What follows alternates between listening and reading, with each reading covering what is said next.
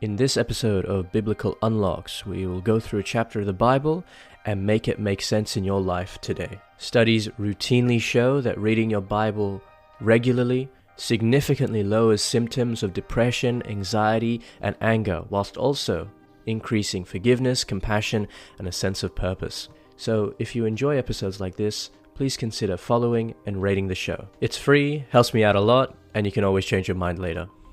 Enjoy the show.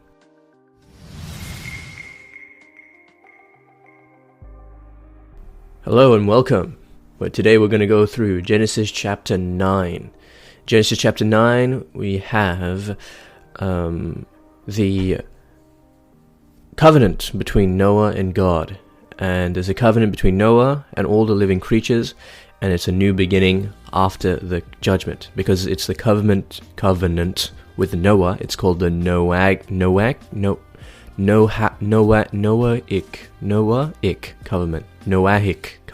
covenant. Oh my gosh. Essentially a universal covenant with creation, and yeah, this is the new world in the post-flood world. And we're going to see some moral norms of life and diet and stuff like that. But the big picture is that God is judging the world, but he has already, and he's preserving a remnant, right? He's preserving a remnant. So I want you to think about those deep biblical unlocks we saw with baptism, with Noah's Ark being dipped into the water, coming out, and then you're seeing a new creation afterwards. We're going to have some stuff here as well. Okay, so let's read. Verses 1 to 7 of chapter 9 of Genesis. God blessed Noah and his sons and said to them, "Be fruitful and multiply and fill the earth. The fear and dread of you shall rest on every animal of the earth and on every bird of the air and everything that creeps on the ground, and on all the fish of the sea. And just as I gave you the green plants, I give you everything. Only you shall not eat flesh with its life, that is, its blood. For your own lifeblood I will surely require a reckoning. From every animal I will require it, and from human beings, each one for the blood of another. I will require a reckoning for human life. Whoever sheds the blood of a human, by a human, shall that person's blood be shed. For in his own image God made humans. And you be fruitful and multiply, abound on the earth and have dominion over it." Okay, so we have some interesting things here. We've got blessing, dominion, and diet. BDD. God blesses Noah and his sons and say, "Be fruitful and multiply." So this is dominion, and humans have dominion over everything, over the animals. So to dominion over the of eating animals. Even God permits, actually. This is the first time God has permitted the eating of animals, which is interesting. Sorry to all the vegans out there, but that's what it says. God permits eating of animals. Every moving thing that lives shall be food for you. However, he does forbid eating blood. Now, why does he forbid eating blood? This is a cultural mandate, as opposed to something which is a moral law. But we see here, and we'll see it again. There is some cross references for this in Leviticus. This is just the book of laws, 17:11 to 14. It's important to recognize what is a moral law and what is a civil law and what is a ceremonial law. Leviticus 17:11 to 14. "For the life of the flesh is in the blood, and I have given it to you for making atonement or for your lives on the altar. For as life, it is the blood that makes atonement." Oh my gosh, does this not scream about something else? "For therefore I have said to the Israelites, no person among you shall eat blood, nor shall any alien who resides among you eat blood.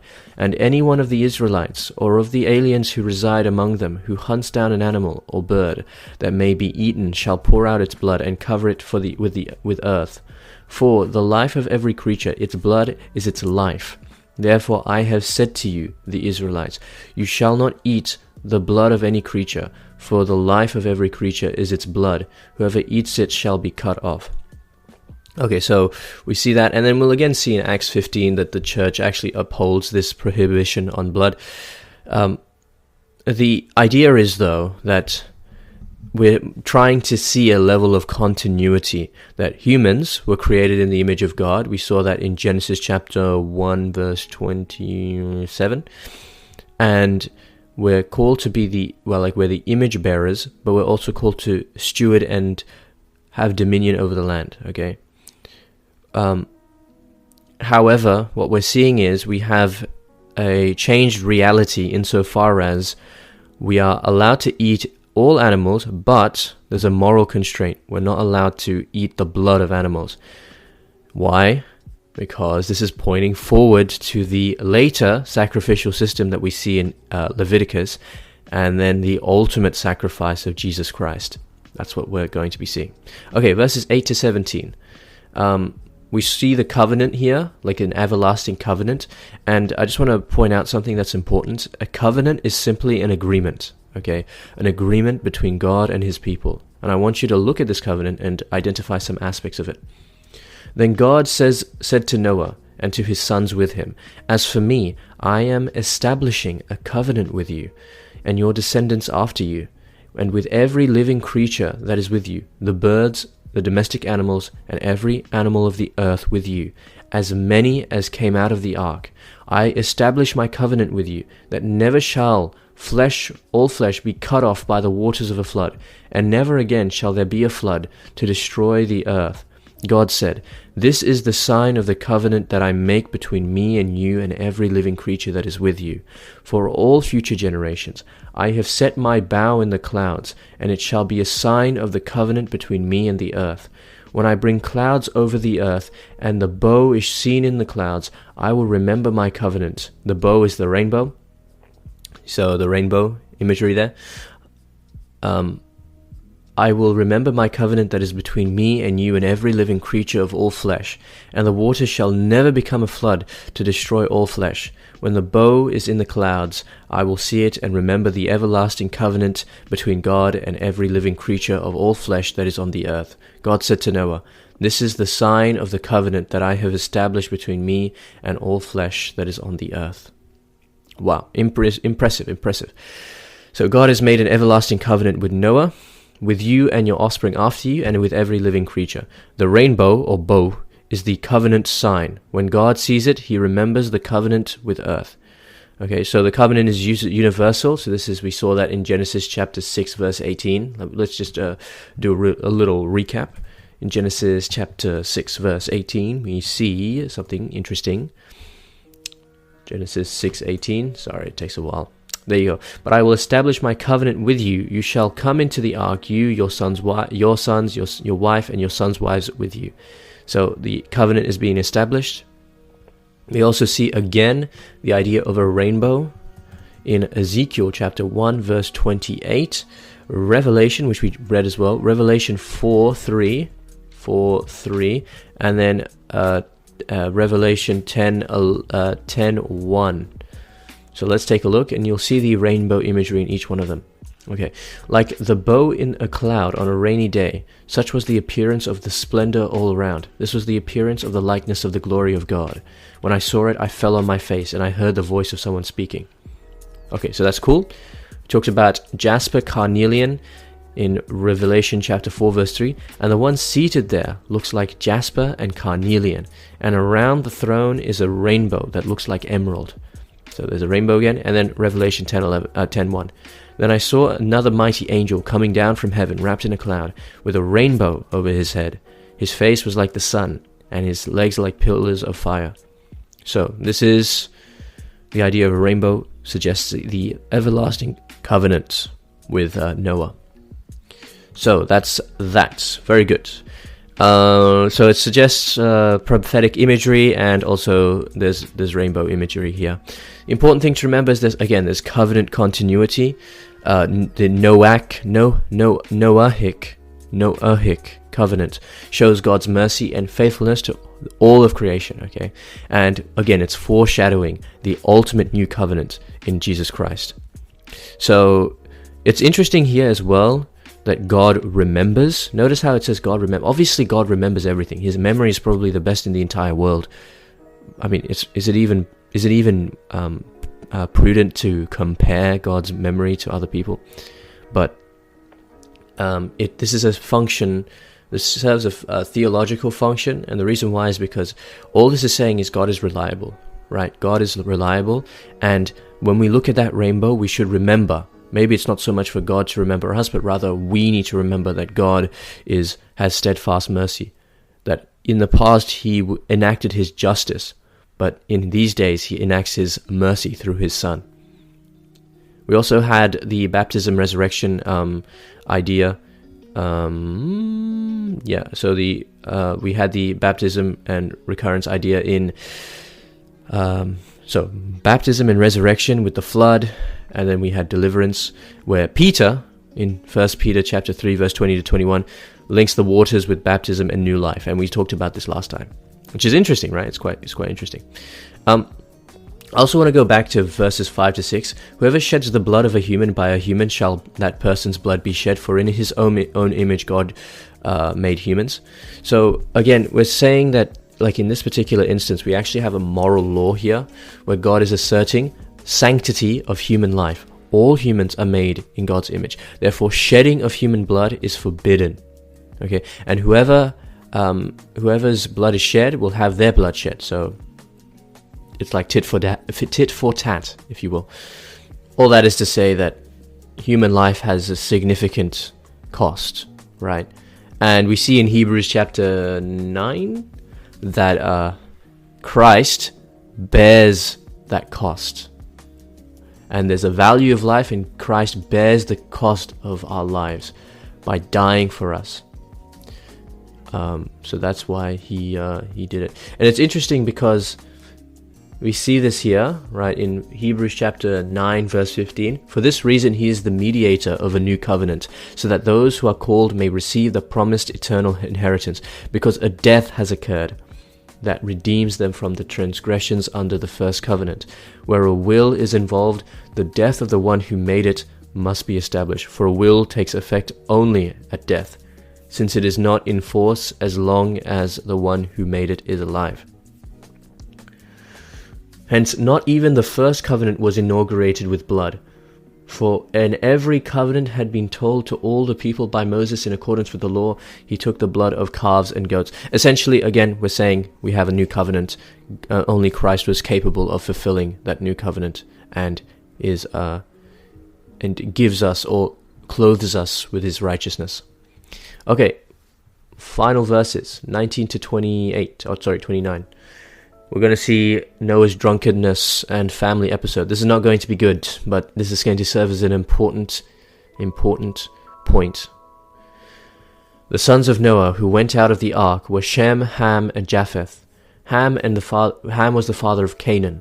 These three were the sons of Noah, and from these the whole earth was peopled. Noah, a man of the soil, was the first to plant a vineyard. He drank some of the wine and became drunk, and he lay uncovered in his tent. And Ham, the father of Canaan, saw the nakedness of his father, and told his two brothers outside. Then Shem and Japheth took a garment, laid it on both of their shoulders, and walked backward, and covered the nakedness of their father. Their faces were turned away, they did not see their father's nakedness. When Noah woke from his wine, and knew what his youngest son had done to him, he said, Cursed be Canaan, lowest of slaves shall he be to his brothers. He also said, Blessed by the Lord my God be Shem, and let Canaan be his slave. May God make space for Japheth, and let him live in the tents of Shem, and let Canaan be his slave. After the flood, Noah lived 350 years. All the days of Noah were 950 years, and he died. So, what just happened? Because that's the end of the chapter. Essentially, Noah farms, becomes drunk and naked. So, is this the first view of alcoholism in the entire Bible? Ham sees his father naked, his father being naked, and tells his brothers. But then Shem and Japheth cover Noah respectfully. And then Noah curses Canaan, Ham's son, and blesses Shem and Japheth. So, whilst this is quite a difficult This is quite a difficult chapter to read because this is much debated, and the point here is that the text condemns Ham's disrespect and highlights the consequences of this. But what it does not do is justify racism or later anti-biblical uses. Okay, because this passage has been historically abused throughout history.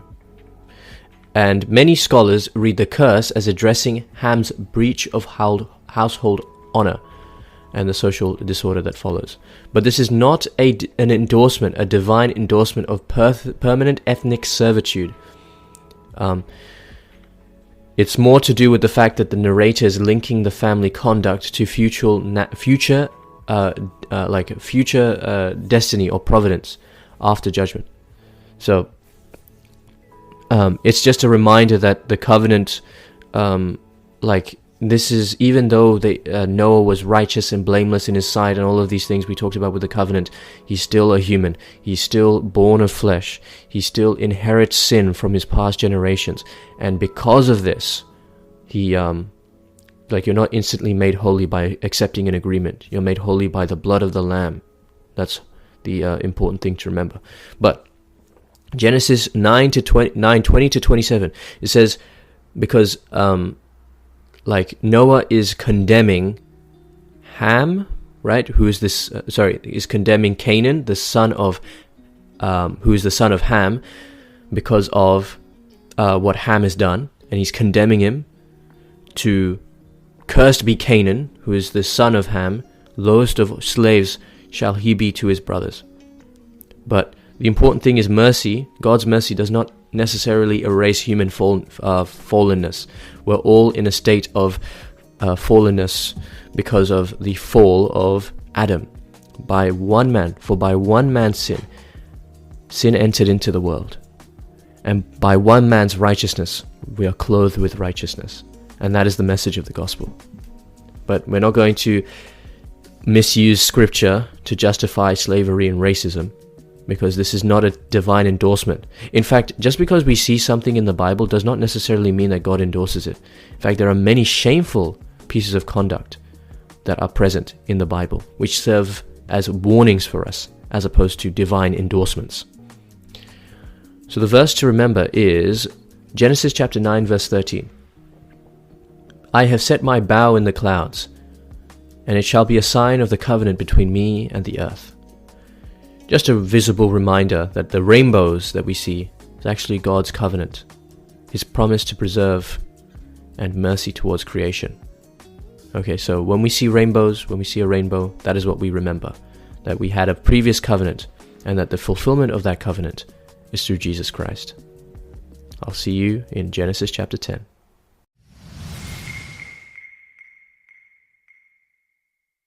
So that's it for this episode of Biblical Unlocks. This show is designed to build your habit of reading the Bible, understanding the Bible, and applying it in your daily life.